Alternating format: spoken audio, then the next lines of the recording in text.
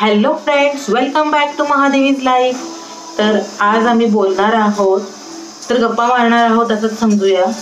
आणि जे मला माहीत आहे ते मी तुमच्याशी शेअर करण्याचा प्रयत्न करते नेहमीच. आणि मला असं वाटतं की मी जे काही पण प्रॉब्लेम फेस केले त्याच्यातून सोल्युशन जसं काढले ते तुम्हाला सांगावं असं मला नेहमीच वाटत राहतं.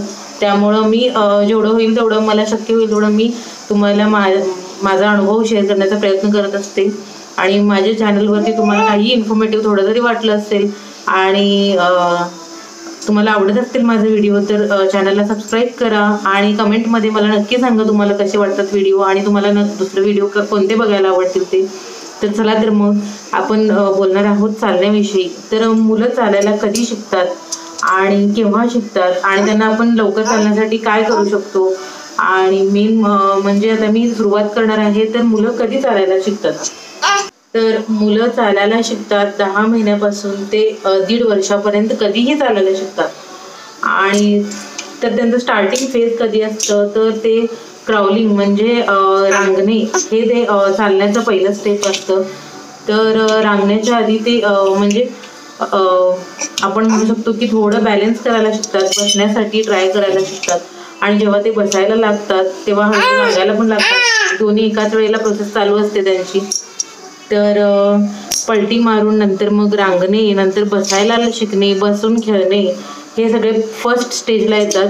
आणि नंतर मग 9 ते 10 महिन्यापासून ते थोडं थोडं उभं राहून बॅलन्स करायला शिकतात. एकाला पकडून असं दुसऱ्या एका वस्तूला पकडण्याचा प्रयत्न करत असतात उभं राहूनच. तर ते त्यांचं सेकंड स्टेज असतं. तर माझं बाळ हे 9व्या महिन्यात बसायला शिकलं. तर 8वा महिना एंड होता, 9वा महिना स्टार्टिंग आलं होतं जवळ, त्यावेळेला शिकला. आणि तो रांगायला सुद्धा 8व्या महिन्यातच शिकला रांगायला पण. तर 6 महिन्यापासून पण रांगायला लागतात काही मुलं. तर तुम्ही मेन म्हणजे कम्पेअर करायचं नाही. आणि मी मुळात दुसऱ्यांची मुलं कधी शिकली कधी नाही हे मी कधी विचारायलाच गेलं नाही कोणाला, कारण का विचारायला लागलं की मग टेन्शन होतं. मी एवढंच की डॉक्टरला विचारायचे कधीपर्यंत चाललं तर नॉर्मल आहे, कधीपर्यंत नाही, तेवढं विचारून मी त्याच्यावरतीच फोकस करायचे. तर त्यामुळं मला कधी टेन्शन आलं नाही. पण हल्ली कसं झालं, एकदा बाळ माझं 13 महिन्याचं होतं. तर त्यावेळेला आता 15वा चालू आहे त्याला. तर 13 महिन्याचा होतं. तर तो उभं राहायचा घरामध्ये वगैरे, पण बाहेर गेला की उभं राहायचा प्रयत्न करत नव्हता, माझ्या अंगाशी चिकटून राहायचा. तर लोकांना असं वाटायचं की तो अजिबात चालतच नाही किंवा उभंच राहू शकत नाही. तर मला लोक सल्ला द्यायचे की लोकांना बघितलं की तो मला अंगाला चिकटून राहायचा. तर तो प्रॉब्लेम असा होता की आम्ही दोघंच घरात राहिल्यामुळे त्याला लोकांचं तेवढं हे नव्हतं, सहवास जास्त लाभला नव्हता. त्यामुळे ते लोकांना बघून तो थोडं हे व्हायचा, तर घाबरायचा. तर त्या वॉकर 9व्या महिन्यात वॉकर आणला, तर तो बसायचा वॉकर होता.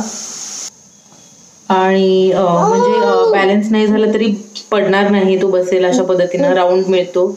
तर मग व्हिडिओ अटॅच करेन तुम्हाला म्हणजे समजण्यासाठी.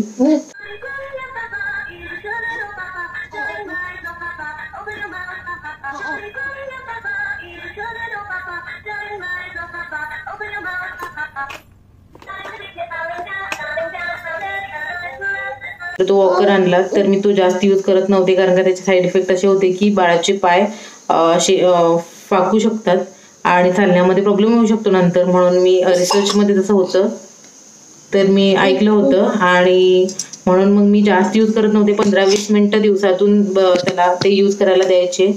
तर मला वॉशरूमला वगैरे जायचं असेल आणि घरात कोणच नसायचं तर तेव्हा मी त्याला देण्याचा प्रयत्न करायचे आणि त्याला बसवून मग वॉशरूममध्ये जायचे त्याच्यामध्ये.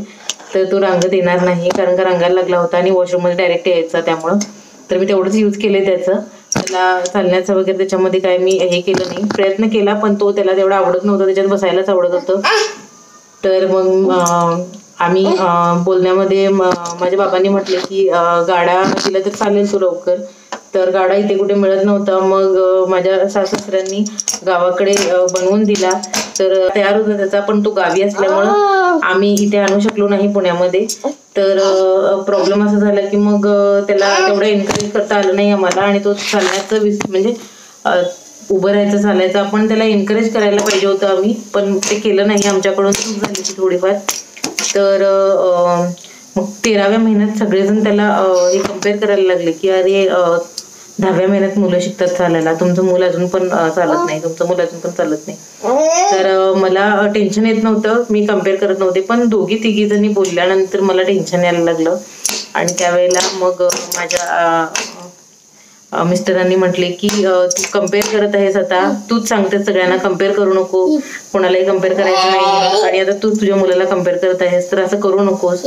आणि त्यांनी मला थोडं सपोर्ट केला. आणि गाडा असतो आणि तो गावावरून आणले माझे मिस्टर.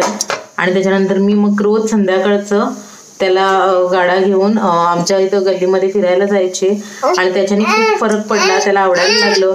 आणि चांगली गोष्ट म्हणजे लोकांमध्ये मिसळायला सुद्धा लागला. आणि मी मग आता हळूहळू सगळ्यांशी बोलतो.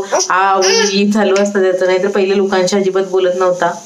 आणि दोघत असल्यामुळं तर आता लोकांशी बोलायला लागले, खेळायला लागलाय.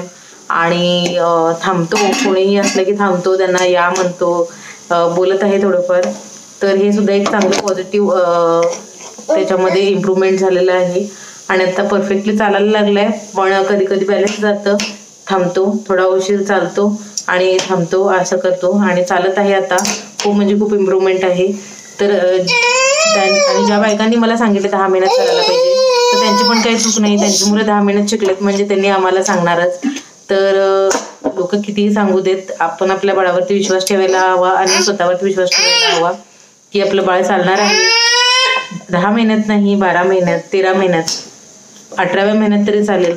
पण 18व्या महिन्यात जर चालत नसेल तर तुम्ही अजून 1 महिना वाट बघा. आणि 1.5-2 वर्षापर्यंत जर चालत नसेल बाळ, तर मग तुम्ही डॉक्टरचा सल्ला घेणं कधीही योग्य राहील. आणि मी एक आई म्हणून तुम्हाला हे सगळं शेअर करत आहे माझं. तर तुम्ही म्हणजे हे सगळं अप्लाय करू शकता. आणि जेवढं होईल तेवढं मुलांना बाहेर म्हणजे लहान मुलातनं वगैरे सोडलं तर बरं होईल. म्हणजे सोडायचं म्हणजे सोडून द्यायचं नाही, आपण पण असायला हवं त्यांच्यासमोर, नजरेसमोरच. मुलाला अजून लहान असतं त्यामुळे नजरेसमोरच ठेवायला हवं. तर लहान मुलातनं त्यांना मिसळायला देण्याचा प्रयत्न करायचा, मोठ्यातून त्यांना बोलायला द्यायचं. असं केल्याने खूप फरक पडतो आणि ब्रेन डेव्हलपमेंटला सुद्धा उपयोग होतो. तर तुम्ही हा सगळा सल्ला माझा असं मला वाटतं. आणि एवढंच मी सांगायचं आहे. आणि मी तो व्हिडिओ अटॅच करणार आहे, तो तुम्ही नक्की बघा. किंवा मी आधी व्हिडिओ अटॅच केला असेल तर तो बघा आणि नंतर हे सगळं ऐका. आणि तुम्हाला कसं वाटलं, काय वाटलं मला नक्की कमेंट करा. आणि चालण्याबद्दल काहीही तुम्हाला विचारायचं असेल तर मला विचारा, मी नक्की सांगण्याचा प्रयत्न करीन. चलो बाय.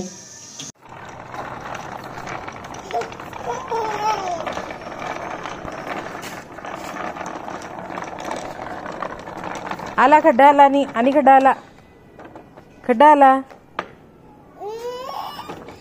हा चला चला चला.